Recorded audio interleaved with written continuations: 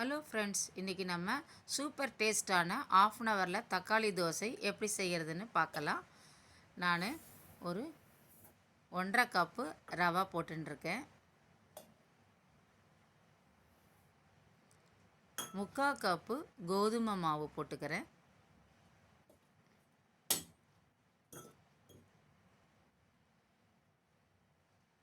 பச்சை மிளகாய் 3, இஞ்சி ஒரு துண்டு, 3 தக்காளி போட்டுருக்கேன்.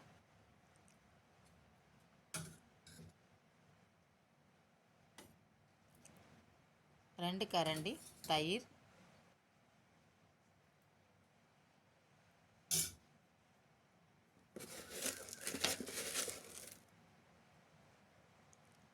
தேவைக்கேற்ப உப்பு, கொஞ்சம் பெருங்காயத்தூள்.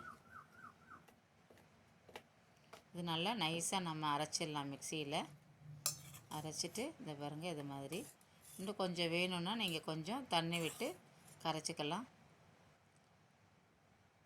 கொஞ்சம் முந்திரி பருப்பு, கருவேப்பிலை, கொத்தமல்லி போட்டு நல்லா கலந்து விட்டுக்கங்க. கலந்துட்டு நீங்கள் ஒரு ½ அன் ஹவர் மூடி வச்சுருங்க. அதுக்கப்புறம் நீங்கள் தோசை ஊற்றினீங்கன்னா சூப்பர் டேஸ்ட்டாக இருக்கும்.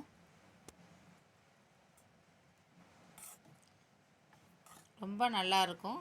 நீங்களும் இது மாதிரி ட்ரை பண்ணி பாருங்கள். இதுக்கு கார சட்னி, தேங்காய் சட்னி, சாம்பார் எல்லாமே ரொம்ப நல்லாயிருக்கும்.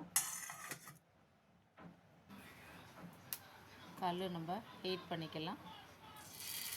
இப்போ கொஞ்சம் கொஞ்சமாக மாவை ஊற்றி நல்லா தோசை மெல்லிசாக ஊற்றிக்கலாம்.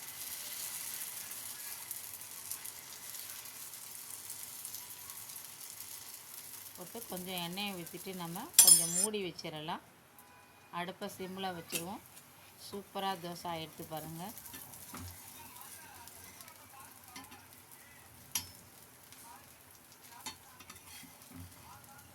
நீங்களும் இதை மாதிரி ட்ரை பண்ணி பாருங்கள்.